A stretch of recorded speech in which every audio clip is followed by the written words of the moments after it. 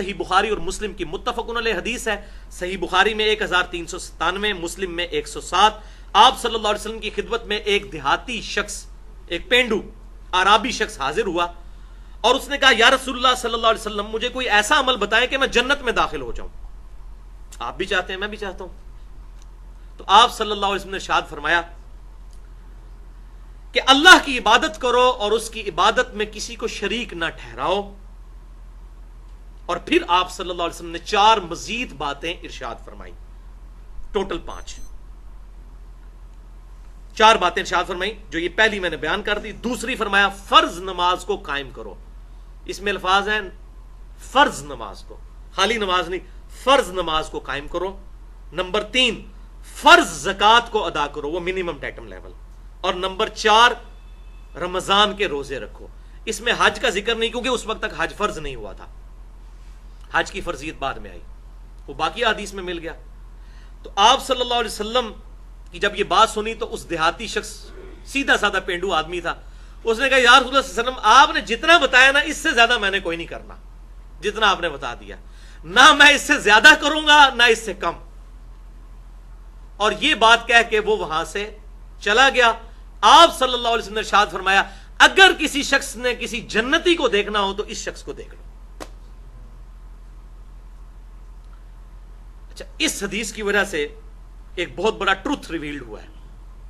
جو علماء کہنے سے ڈرتے ہیں، لیکن میں ڈرتا نہیں ہوں اللہ کے سوا کسی سے. میں حق بات آپ کو بتاؤں گا چاہے کسی کو بری لگے، کہ اس میں آپ صلی اللہ علیہ وسلم نے منیمم ڈیٹم لیول صرف فرض نماز کو قرار دیا ہے، سنتیں اور نوافل اس میں شامل نہیں ہیں. اور فرض زکوٰۃ اگر کچھ زیادہ دیتا ہے تو دے.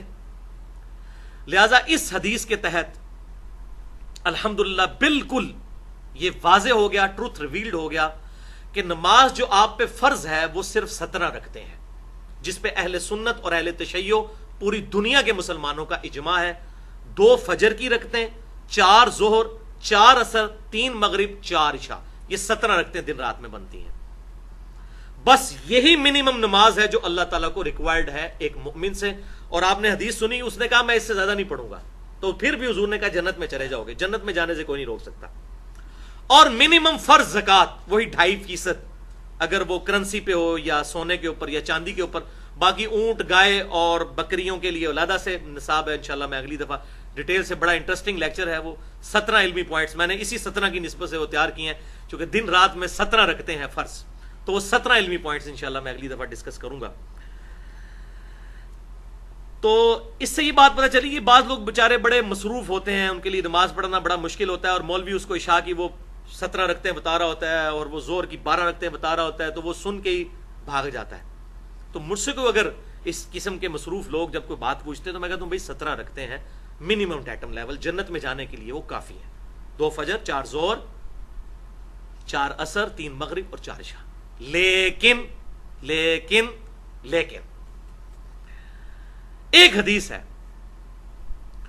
جو سنن ابی داؤد میں اور مسند امام احمد میں صحیح سند کے ساتھ موجود ہے، اور مشکات المصابیح میں بھی انٹرنیشنل نمبرنگ کے مطابق 1330 اور 1331 نمبر ہے، کہ آپ صلی اللہ علیہ وسلم نے ارشاد فرمایا قیامت والے دن سب سے پہلا سوال نماز کے بارے میں ہوگا.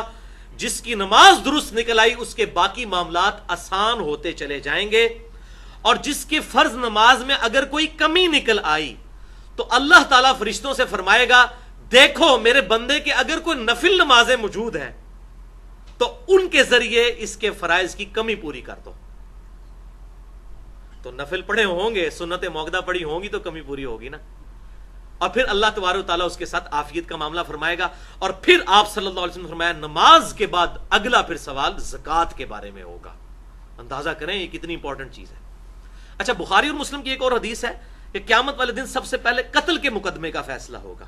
تو اس میں تطبیق اور آپٹیمل سولوشن یہ ہے کہ حقوق العباد میں سب سے پہلے قتل کے مقدمے کا فیصلہ ہوگا، اور حقوق اللہ میں سب سے پہلے نماز اور زکوٰۃ کا فیصلہ ہوگا. تو اس حدیث کے تحت پتہ چلا کہ نفلی نماز بھی پڑھنی چاہیے، تاکہ اگر ہمارے فرائض میں کہیں کمی ہے تو کون شخص یہ دعویٰ کر سکتا ہے کہ میں بڑے پرفیکٹ فرض پڑھتا ہوں.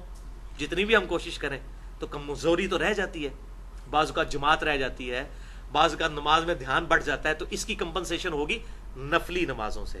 اور وہ بخاری اور مسلم کی متفقن علیہ حدیث ہے کہ آپ صلی اللہ علیہ وسلم نے فرمایا جو شخص فرض کے علاوہ 12 رکعتیں پڑھ لے گا اللہ تعالیٰ اسے جنت میں محل عطا فرمائے گا. اور بخاری اور مسلم کی متفقن علیہ حدیث ہے کہ آپ صلی اللہ علیہ وسلم یہ 12 رکعتیں کبھی نہیں چھوڑتے تھے. پھر امہات المومنین سیدہ ام حبیبہ رضی اللہ تعالیٰ عنہ اور سیدہ عائشہ رضی اللہ تعالیٰ عنہ نے اور سیدہ ام سلمہ رضی اللہ تعالیٰ عنہ نے بیان کیا کہ وہ 12 رکعتیں ہیں 2 فجر سے پہلے، 4 ظہر سے پہلے، 2 ظہر کے بعد، 2 مغرب کے بعد، 2 عشاء کے بعد، یہ 12 رکعتیں بنتی ہیں. تو یہ 12 رکعتیں ہم پڑھیں گے تو انشاءاللہ ہمارے فرائض کی کمپنسیشن بھی ہوگی. اور اس کے علاوہ ایک اور نماز سنت مؤکدہ ہے اور وہ وتر کی نماز ہے، اس کی بہت زیادہ تاکید ہے. ایون وہ جو وتر کی نماز ہے اور سنت مؤکدہ فجر کی، یہ آپ صلی اللہ علیہ وسلم نے کبھی سفر میں بھی نہیں چھوڑی. فجر کی 2 سنتیں اور عشاء کے وتر، وہ آپ 5 بھی پڑھ سکتے ہیں، 3 بھی پڑھ سکتے ہیں اور 1 بھی پڑھ سکتے ہیں، بلکہ 13 تک پڑھنا آپ صلی اللہ علیہ وسلم سے ثابت ہے. وہ انشاءاللہ کبھی موقع ملا تو میں وتر کے حوالے سے بھی گفتگو کروں گا.